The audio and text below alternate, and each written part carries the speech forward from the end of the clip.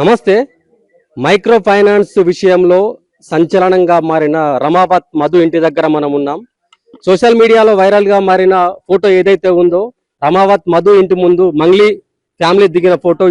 నేను నిల్చున్న ప్లేస్లోనే రమావత్ మధుతో మంగ్లీ దిగిన ఫోటో ఇక్కడనే దిగింది. సో ఇదే ఇంటి నూతన ఇంటికి సంబంధించిన అంశం మీద రాత్రి 1 గంటలకు మంగ్లీ ఇక్కడికి రావడం, ఇక్కడ మధుతో కలిసి ఫోటోలు దిగడం జరిగింది. ఒకసారి రమావత్ మధు ఇంట్లోకి మనం వెళ్ళే ప్రయత్నం చేద్దాం. డూప్లెక్స్ ఇల్లు. సో ఈ మైక్రో ఫైనాన్స్ బాధితులతో కలిసి, అంటే బాధితుల దగ్గర నుంచి వసూలు చేసిన డబ్బుతో ఇక్కడ రమావత్ మధు ఎంతో అద్భుతంగా ఇగో డూప్లెక్స్ ఇల్లు నిర్మించుకుంటున్నాడు. ఒక్క పైసా రమావత్ మధుది కాదు, ఇక్కడున్న బాధితులది. పలుగుతండ, ఈ బద్దిపడగ గ్రామాలకు సంబంధించిన బాధితులది, చుట్టుపక్కల ఉన్న 32 గ్రామాలకు సంబంధించిన బాధితులదే. సో ఎంత విలాసవంతమైన భవనం. కేవలం 1 ఎకరం రమావత్ మధుకి 2021 ముందు కేవలం 1 ఎకరం భూమి. పెద్దగా ఆస్తులు లేవు. పౌల్ట్రీ ఫామ్ లో పనిచేసేవాడు, డైలీ లేబర్ కూలీగా వెళ్ళే రమావత్ మధుకి ఇంత అందమైన భవనం ఎక్కడిది? సో ఇక్కడికి మంగ్లీ రావాల్సిన అవసరం ఏముంది? సో ఇదంతా సోషల్ మీడియాలో జరుగుతున్న చర్చ. అందుకే దీని గురించి క్లారిటీ ఇవ్వడానికి ఈరోజు రమావత్ మధుకి సంబంధించిన నూతనంగా నిర్మించుకుంటున్న ఇంటికి రావడం జరిగింది. అసలు ఏం జరిగింది అనే విషయంపై మీకు క్లియర్ కట్ గా క్లారిటీ ఇవ్వడానికి ఇంత దూరం రావడం జరిగింది. సో విషయానికి వస్తే రమావత్ బాలాజీ అనే అతను ఒక ఫైనాన్స్ ఫేర్ మీద ఎక్స్పోర్ట్ ఇంపోర్ట్ అనే కంపెనీని రన్ చేసేవాడు. ఎక్స్పోర్ట్ ఇంపోర్ట్ అనే కంపెనీ ద్వారా ఎక్కువగా అధిక వడ్డీ ఆశ చూపెట్టి, అంటే మీకు అధిక వడ్డీ ఇస్తాను, మీకు ఎక్కువగా ఇంట్రెస్ట్ ఇప్పిస్తాను అనే ఒక మాట చెప్పి చాలా మంది తండాలకు సంబంధించిన వాళ్ళ దగ్గర డబ్బులు తీసుకొని, సో ఇప్పుడు ₹1,00,000 తీసుకుంటే మీకు 10% ఇంట్రెస్ట్ ఇస్తా అని చెప్పేసి ఆ మాట ప్రకారంగా 3 నెలలు 4 నెలలు వడ్డీలు ఎక్కువగా ఇవ్వడంతోనే ఇక్కడ ఉన్న ప్రజలందరూ ఆశపడ్డారు. అరే మనం ఇచ్చిన దానికన్నా డబ్బులు వస్తుంది, మనం ఇది మంచి బిజినెస్ ఉంది, ఈజీ బిజినెస్ అని చెప్పేసి ఇక్కడ ఉన్న జనాలు కూడా ఇక్కడ ఆశపడ్డారు. జనాలు ఆశపడి ఎక్కువగా నేను ఇప్పుడు రమావత్ మధు సంబంధించిన అంశం చెప్పట్లేదు, రమావత్ బాలాజీ చెప్తున్నా. సో మైక్రో ఫైనాన్స్ అనే అంశానికి కీలక సూత్రుడు ఈ రమావత్ బాలాజీ. సో ఆయన అంశానికి సంబంధించి చెప్తున్నా. ఈ రమావత్ బాలాజీ ఇక్కడ బాధితుల దగ్గర చాలా డబ్బులు తీసుకొని, సో వాళ్ళకి అధిక వడ్డీ ఆశ చూపెట్టి వాళ్ళకి డబ్బులు ఇవ్వడం, ఈ డబ్బులు ఇస్తా ఉంటే ఈ రమావత్ మధు ఎవరో కాదు, రమావత్ బాలాజీకి cousin brother. So Ramavath Madhu Balaji దగ్గర పనిచేసేవాడు. ఈ రమావత్ మధు బాలాజీ దగ్గర పనిచేసేటప్పుడు ఇవన్నీ చూసేవాడు. అరే బాలాజీ ఎంత డబ్బులు సంపాదిస్తున్నాడు, ఎక్కడికి వెళ్ళి ఇదంతా చూసిండు. ఇదంతా ఎందుకనంటే మధు ప్రతిదీ అబ్జర్వ్ చేసేవాడు. ఈ బాలాజీ ఏం చేస్తున్నాడు, డబ్బులు ఎట్లా తీసుకుంటున్నాడు, ఎక్కడి ఈ డబ్బులన్నీ, సో ఏ ఫైనాన్స్ ఎట్లా ఈ కంపెనీని ఎట్లా రన్ చేయాలనే ప్రతి అంశం పైన బాలాజీ దగ్గర ఉండి క్షుణ్ణంగా పరిశీలించుకొని కొన్ని రోజుల తర్వాత బాలాజీకి రమావత్ మధుకి కొంచెం క్లాసెస్ వచ్చినాయి. సో క్లాసెస్ రావడంతోనే రమావత్ మధు ఏం చేసిండు, సపరేట్ గా నేను కూడా ఒకటి కంపెనీ స్టార్ట్ చేయాలా, నేను ఎందుకు ఈ బిజినెస్ చేద్దామని చెప్పేసి గోకుల్ నందన్ ఇన్ఫ్రాస్ట్రక్చర్ అనే ఒక కంపెనీ స్టార్ట్ చేసి రమావత్ మధు ఇప్పుడు రమావత్ బాలాజీ 10% ఇంట్రెస్ట్ ఇస్తే రమావత్ మధు 17% ఇంట్రెస్ట్, 20%, 30%. సో రమావత్ మధును ఫస్ట్ ఎవరు నమ్మలేదు. సో రమావత్ మధును నమ్మకపోయేసరికి రమావత్ మధు దగ్గర అప్పటికే కొంత వరకు డబ్బులు సేవ్ చేసుకున్నాడు బాలాజీ దగ్గర ఉన్నప్పుడే.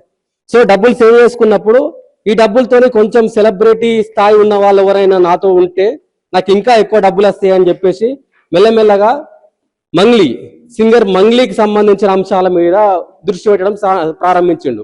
సో సింగర్ మంగ్లీకి సంబంధించిన అంశాల మీద దృష్టి పెట్టి బర్త్డే పార్టీలు ప్లస్ ఆమెకు సంబంధించిన ప్రతిదీ ఎక్కడ ఈవెంట్ జరిగిన ఆమెతో ఫోటోలు దిగడం ఇవన్నీ చేసుకుంటూ ఉండేసరికి అంటే ఆ బాధితులు ఇక్కడ ఎవరైతే డబ్బులు ఉంటారో డబ్బులు ఇచ్చిన వాళ్ళు ఉంటారో ఈ డబ్బులు ఇచ్చిన వాళ్లకు మంగ్లీ నాకు తెలుసు, మంగ్లీ నాకు పరిచయం అని మంగ్లీకి అంటే వాళ్ళందరికీ చూపెట్టడం జరిగింది.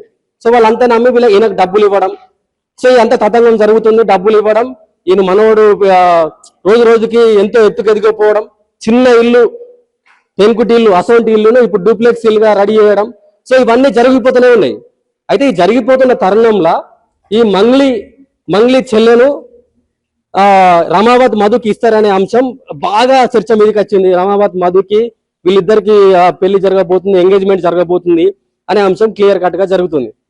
సో ఇది ఎట్లయినా మంగ్లీ ఉంది కదా, మంగ్లీ ఉంటే మా డబ్బులు ఎడిపోతాయి అని చెప్పేసి వాళ్ళు ఆలోచించారు. సో ఒక రోజు నాడు మంగ్లీని తీసుకొని రమావత్ మధు వాళ్ళ ఇంటికి తీసుకొచ్చి వాళ్ళకి భోజనం ఏర్పాటు చేయడం, ఇదే ఇంటి ముందట ఫోటో దిగడం, ఇవన్నీ చూసిన తర్వాత ఇంకా జనాలు ఎక్కువ నమ్మిరు. సో నమ్మి ఇంకా డబ్బులు ఎక్కువ ఇవ్వడం స్టార్ట్ చేసారు.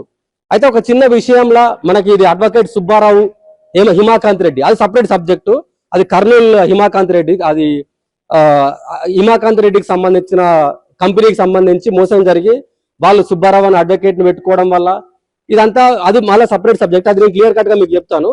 అయితే ఇక్కడ గత సంవత్సరమే 2025లోనే ఈ రమావత్ బాలాజీ ఈ మైక్రో ఫైనాన్స్ స్కామ్ కి సంబంధించి అడ్డంగా దొరికిపోవడంతో వీళ్ళిద్దరిని అరెస్ట్ చేసిర్రు. అరెస్ట్ చేసిన తర్వాత 2 నెలలు అట్లా జైలుకి వేయరు, మళ్ళీ బెయిల్ మీద 20 రోజులే జరిగారు. 20 రోజుల తర్వాత బెయిల్ తీసుకొని మళ్ళీ వచ్చేసారు. సో అప్పటి నుంచి ఇక బాధితులకు డబ్బులు రిటర్న్ ఇవ్వకపోవడం, సో ఇదంతా జరిగిందనమాట. దాదాపుగా బాధితులు ఒక్కొక్కరు 4 లక్షలు, 3 లక్షలు, 10 లక్షలు, 50 లక్షలు, ₹1 కోటి, 2 కోట్లు, వీళ్ళంతా డబ్బులు ఎక్కడికి వెళ్ళి వచ్చినాయని నేను ప్రశ్నించిన. నేను డైరెక్ట్ వచ్చి ఫీల్డ్కి దిగి, అమ్మ మీకు ఇదంతా డబ్బు ఎక్కడిది, మీరు ఎన్నిగానో డబ్బులు ఇవ్వడానికి కారణాలు ఏంటి అని అంటే, మాకు వడ్డీ ఎక్కువ వస్తుందని చెప్పేసి అని అనడుతూనే మేము మా పుస్తకాలు తగల మీ మాడికేషన్ లోన్ పెట్టుకొని ఇల్లు జాగాలు అమ్ముకొని అరే వడ్డీ ఎక్కువ వస్తుంది కదా అని ఆశపడి మేము డబ్బులు ఇవ్వడం జరిగింది, మా చుట్టాల దగ్గర అప్పులు తీసుకొచ్చుకొని మేము డబ్బులు ఇవ్వడం జరిగిందని బాధితులంతా చెప్తున్నారు. సో ఇప్పుడు ఏమవుతుందని అంటే ఈ బాధితులంతా ఇప్పుడు రమావత్ మధు వీళ్ళకు తిరిగి ఇంట్రెస్ట్ ఇవ్వట్లేదు, అసలు ఇవ్వట్లేదు, ఏది ఇవ్వట్లేదు. ఇవన్నీ ఇవ్వకపోయేసరికి ఈ అప్పుల వాళ్ళంతా ఇప్పుడు ఎవరైతే డబ్బులు రమావత్ మధుకి ఇచ్చారో వాళ్ళని వచ్చి అడుగుడు. సో ఇప్పటికే 7 చనిపోయినారు. ఇవాళ కూడా పాల్తీ తండాకు చెందిన పాల్తీ రమేష్ అనే వ్యక్తి ఇవాళ గుండెపోటుదని చనిపోయిండు, ఈ బాధ భరించలేక అప్పుల ఇంటికి రావడం, ఇబ్బంది పెట్టడంతో. సో ఇదంతా జరుగుతుంది. ఇదంతా జరుగుతూ ఉంటే మంగ్లీ ఏమంటుంది, నాకు అసలు రమావత్ మధుతోనే సంబంధం లేదు అని ఒక స్టేట్మెంట్ ఇచ్చింది ఫస్ట్.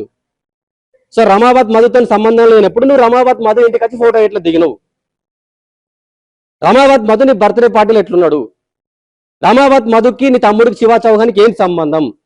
సో ఇవన్నీ ప్రశ్నలు బయటకు వస్తాయి కదా, ఎందుకంటే ఆధారాలు ఉన్నాయి, ఫుటేజ్ ఉంది.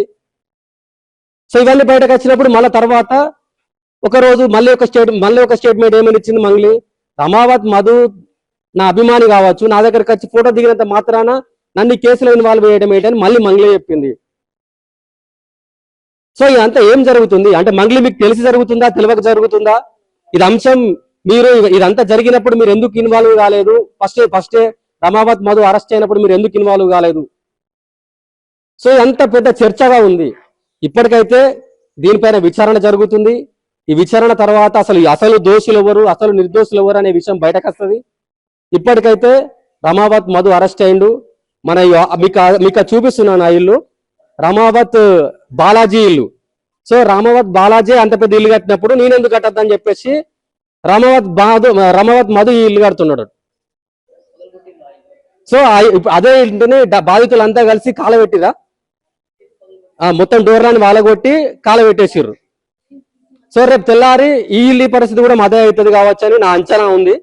సో ఏం జరుగుతుంది అసలు, ఈ ఎపిసోడ్ కి సంబంధించి పులి స్టాప్ ఎప్పుడు పడుతుంది, బాధితులకు న్యాయం ఎక్కడ జరుగుతుంది, ఇప్పుడు మంగ్లీ నిర్దోషి అయితే మంగ్లీ బయటకు వచ్చి ఆమె ఏం చెప్తుంది. సో ఇవన్నీ అంశాలు ఇంకా క్లియర్ కట్ గా తెలుసుకోవాల్సిన అవసరం ఉంది. విచారణ జరుగుతుంది కాబట్టి మనం ఏం చెప్పలేం. సో విచారణ అనంతరం ఖచ్చితంగా దీనిలో ఏం జరుగుతుందో క్లారిటీగా చూడాల్సిన అవసరం ఉంది.